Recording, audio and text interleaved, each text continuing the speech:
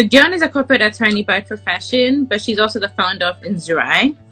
Nzurai offers leadership development coaching for women. I personally believe that women are great, but somehow society, our responsibilities, the stories we've been told, the narratives we've heard sort of dwindle our leadership abilities and mostly make us forget sometimes or even doubt our greatness.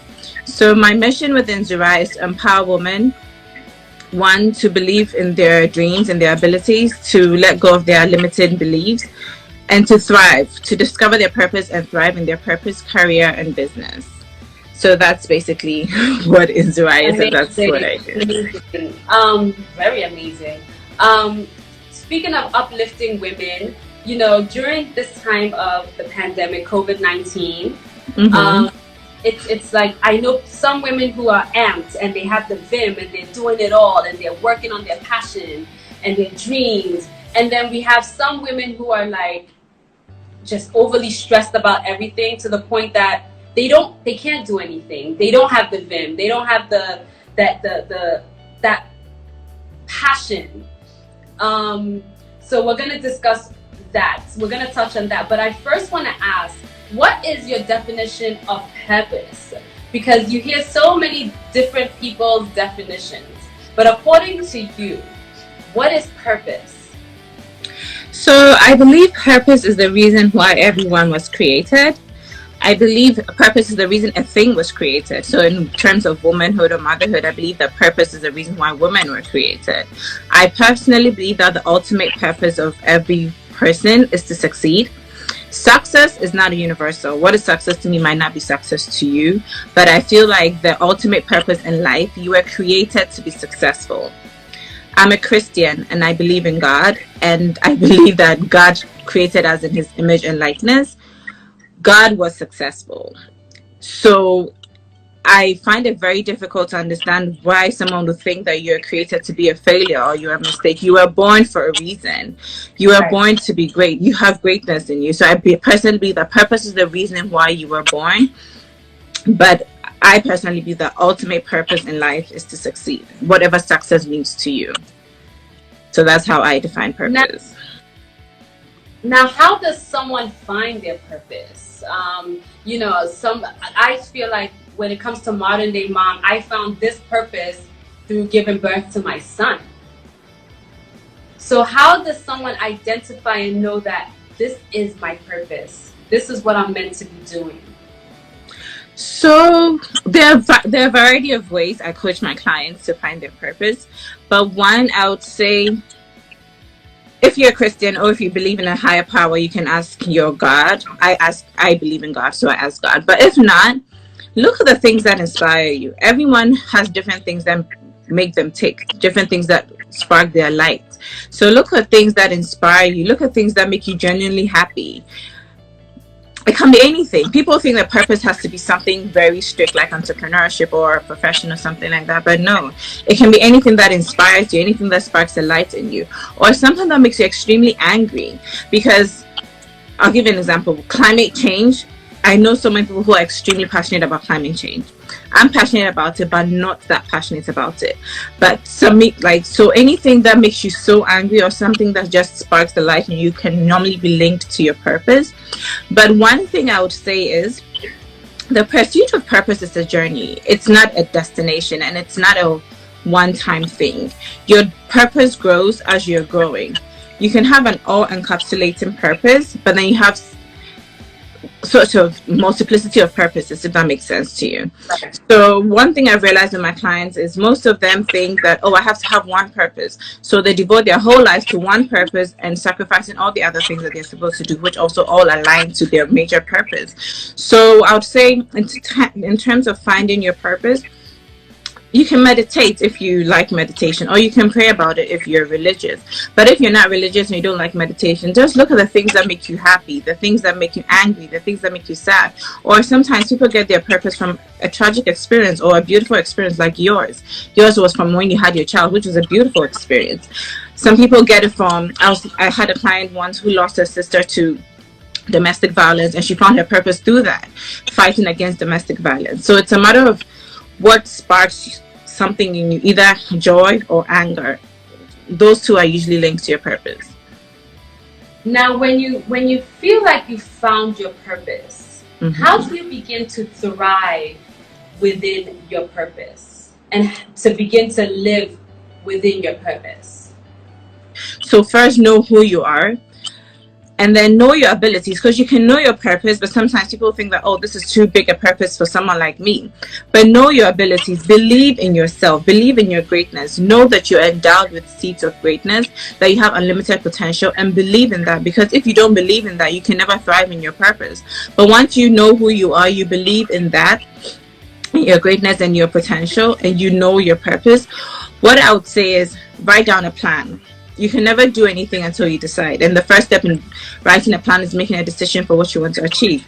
So it can be one purpose, but it can be expressed so many ways. Write down, decide on how you to thrive in your purpose in terms of how do you want to bless the world with your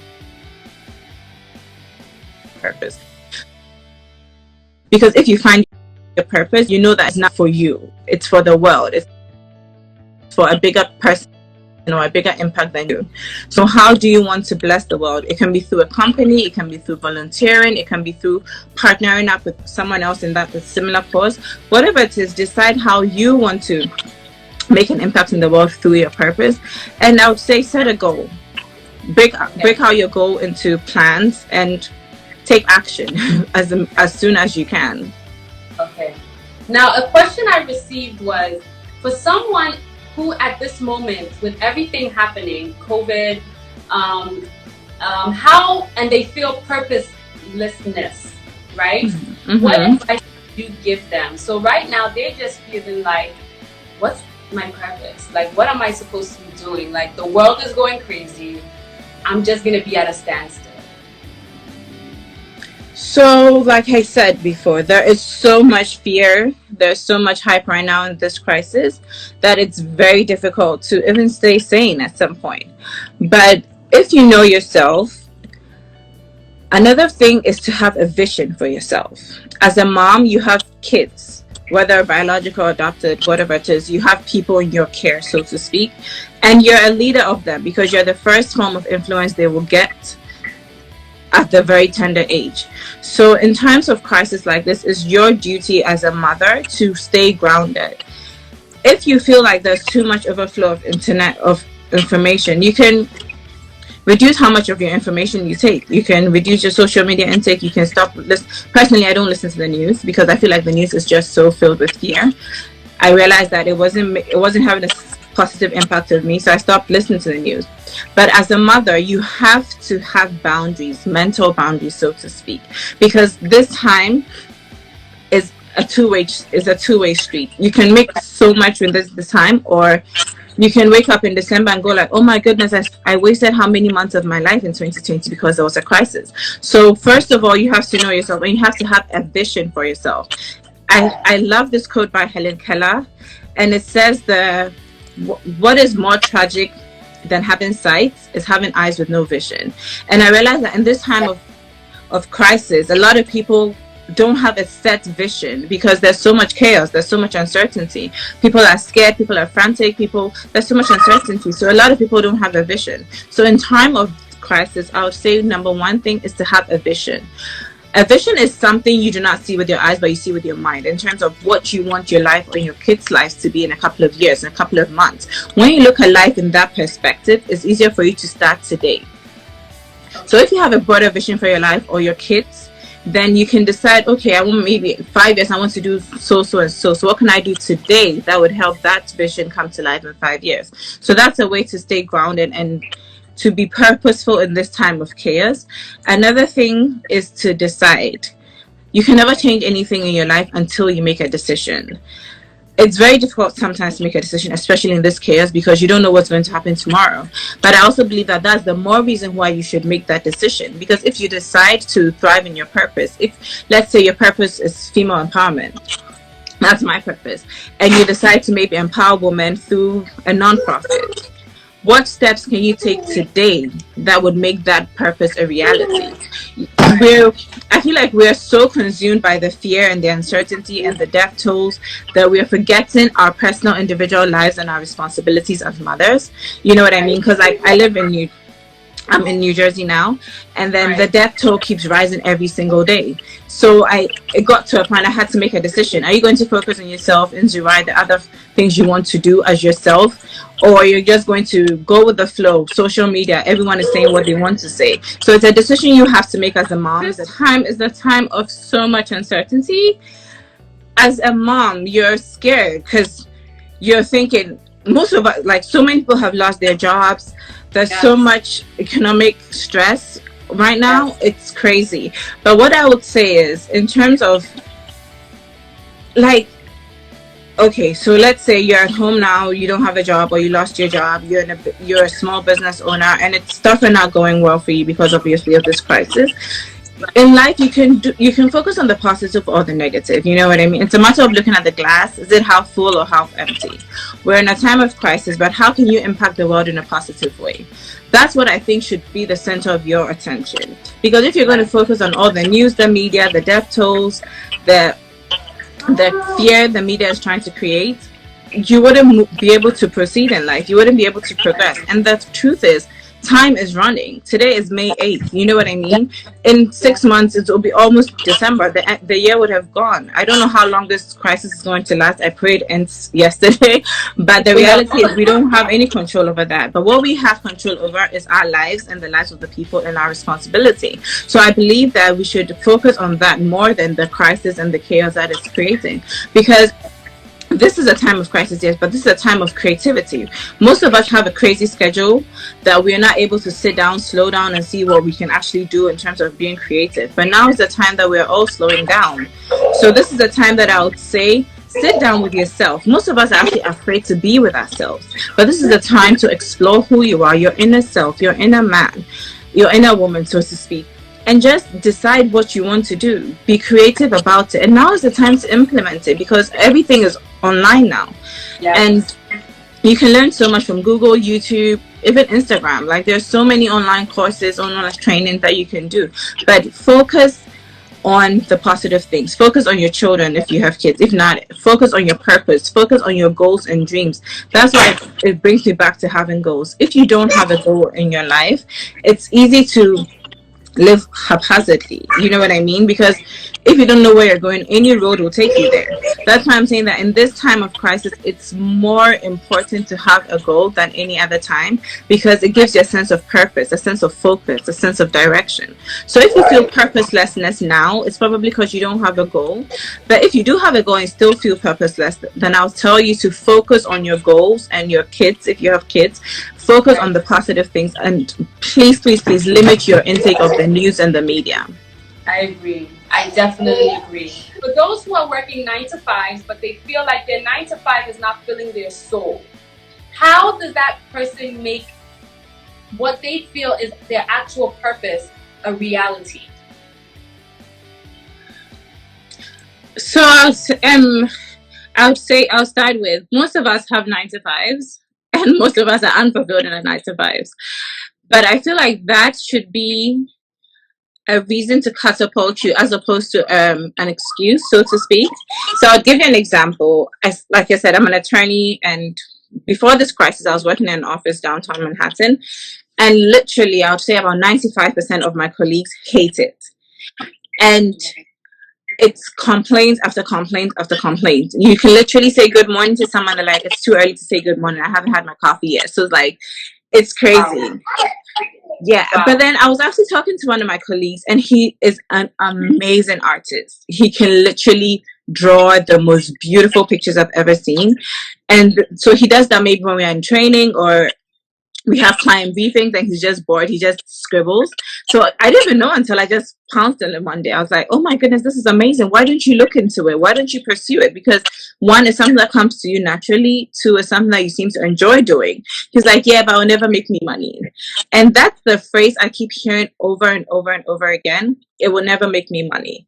But one thing I've realized after finding my purpose is, if you look at purpose from that angle of making money, it'll be difficult to start. So what I tell my clients is, if you're in a 9 to 5 that you hate, look at your purpose or releasing your purpose as a way of self-care or as a way of reflection, so to speak. Do you get it? So you look at the benefits, the other non-monetary benefits.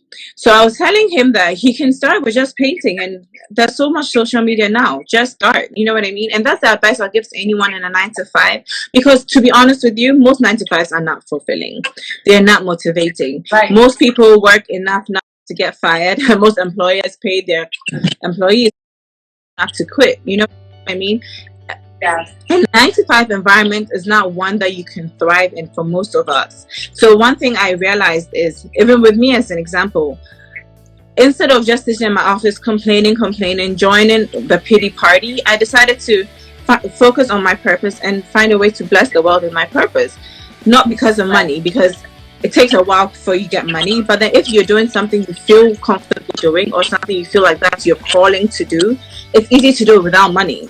So I wouldn't advise anyone to just quit because they feel unfulfilled, because the reality is we have bills to pay, and as moms we have certain things we want our kids to enjoy. You know what I mean? So it's like, be smart about it, so to speak. Stay with your 9 to 5, but in this time of crisis that everything has slowed down, please narrow in on what makes you happy.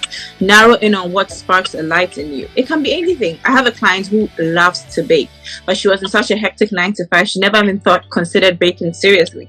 But now that there's this crisis, she just started baking and she's delivering to her neighbors. You know what I mean? She just puts it down on their front porch and it's fulfilling her soul. She is so alive. It can be so many, it can be anything, but I personally believe that life is too short to live it just slaving away, or to live it in a way that is unfulfilling.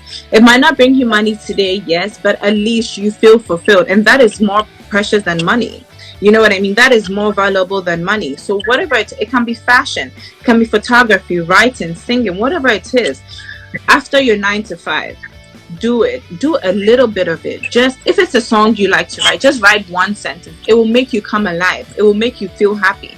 But if you're going to focus on your 9 to 5 and still be unfulfilled and motivated, I feel like that is too high a price to pay, and that is a very, very, very, very selfish thing for you to do to yourself, especially, and to the people around you. Because so you'd agree with me that when you do something you love, you're a happier person. It's easier for people to be around you because you shine, so to speak. Right. So if you're in a 9 to 5 and you're unfulfilled like 95% of the workforce, what I'll say is, if you know what you want to do, then do it. Start with baby steps.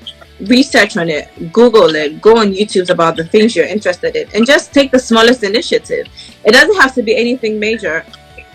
Just start. If it's cake baking you like, start by buying cake tins. That will propel you to buy the ingredients to bake, and it's a journey. So you start that journey and you keep going on that. But if you just sit there and say your 9 to 5 is unmotivated and you feel unfulfilled, it wouldn't change. You have to decide to change. That's the problem. Most of us hate our lives, but I feel like the problem is we fail to make the decision to change our lives. You know what I mean? Because most of us will complain and complain and complain. But I keep asking my colleagues at work, what are you doing about it? And they're like, nothing. What is going to change if you do nothing? So look for your purpose. If you found it, good job. Just focusing on it. Now that there's a time of crisis, take action on it. Whatever it is, the smallest action you can take, just take it. I agree. Thank you for that advice. Now, we're going to be wrapping up very soon, but I read a quote that says, our guiding light is our purpose. We cannot thrive until we discover it. Do you agree with that? Absolutely. And why do I agree with that? Because, like I said initially, purpose is the reason why you were created. Most of us don't know our purpose, so we're living lives based on other people's manuals. You know what I mean? It's like taking an iPad and looking at the manual of a refrigerator. It won't work. You have to know why an iPad works the way it works, so you can better understand why it works that way. As a human being, as a woman, as a mother, you have to know why you're here. And I realize that most of us lose that focus. We lose our purpose once we become moms. And if you don't mind, Vanessa, I would want to talk briefly about that. It's so easy to lose your Thank you. It's so easy to lose your purpose or your focus, not so to speak, when you become a mother. Most women let go of our dreams, we let go of our goals because we become mothers. And being a mom becomes an all-encompassing excuse, so to speak, not to pursue our greatness. You know what I mean? I meet so many people who wanted to be this, they wanted to be that, they wanted to be this, and I'm like, why aren't you doing it? They go, because I have kids. But I feel like kids should not be an excuse. If anything, they should be a fuel to propel you forward. You know what I mean? Because if you have a business that you want to set up and you feel like that's your purpose, not doing it because you have kids will be a disservice to your kids. You have to thrive in your purpose, not just because of you, but because of the most precious people in your life, which is mostly your kids. So I agree with that message 100%, like I said, because your purpose guides you. It guides your decisions, it guides your actions, it guides your beliefs, it guides your habits. And we don't realize that everything in life is connected. So one example I like to give is Alice in Wonderland. I believe a lot of us are familiar with that story, where Alice was asking the cat which way to take, and he was like, where do you want to go? And she's like, she doesn't know anywhere. And then he's like, okay, then any road will take you there. That's the thing when you don't know your purpose in life. You keep following people's advice, people's opinions. I'm not against that. I feel like you should definitely listen to people's advice, but it's when you know your purpose, you listen to someone's advice in a different way. You look at what is in line with your purpose, then you take that advice and you throw out the rest. But when you don't have a purpose, you're all around the place trying different things. Oh, they said this is the new gig that's happening in town, so I'm going to try it. And it's a frustrating, unmotivating journey. That's why your purpose is definitely the light in your life. It's the lights that will shine on the things that you should put your focus and energy and money and time into. So that's why I actually agree with that message, that quote. Now, last but not least, overall, what is your advice to any woman who is listening to you right now and just needs that extra voice in their ear to keep going, or to just pick up that skill that they love, or, you know, to just keep the motivation in them? So what I'll say is, first, you are a woman of greatness. You have unlimited potential and you are endowed with so many seeds of greatness. But like I said when I started, most of us doubt this and most of us forget this sometimes because of what we've been told, because of the experiences we've been through. But if you're hearing my voice today, I want you to know that you are an amazing woman. You are endowed with so much greatness and so much potential. But the other thing too is your responsibility to let those seeds of greatness grow. I can't do this for you. Vanessa cannot do this for you. You have to decide that I am no longer going to settle for less than what I'm capable of. You have to make the decision not to settle for average or a mediocre life. You have to make that decision. You can never do anything if you do not decide. So I would say, please, please, please, one, know that you are born great, you are endowed with seeds of greatness. Two, believe in that and believe in the power of your dreams. And three, make the decision. Decide today, decide now, that for your sake and for the sake of your kids, or for the sake of all the people you love, you're going to thrive in that purpose. You're going to do more than you're doing now. You're going to unleash the potential in you, because what's the joy in living a life less than what you know you're capable of living? It's not serving you, it's not serving the people you love, it's not serving anybody. So please believe in your greatness, because you're definitely great. And two, decide to unleash that potential, because the potential in you has to be released and it has to be unleashed. And please make that decision to do that today and to do that now. Dionne, thank you so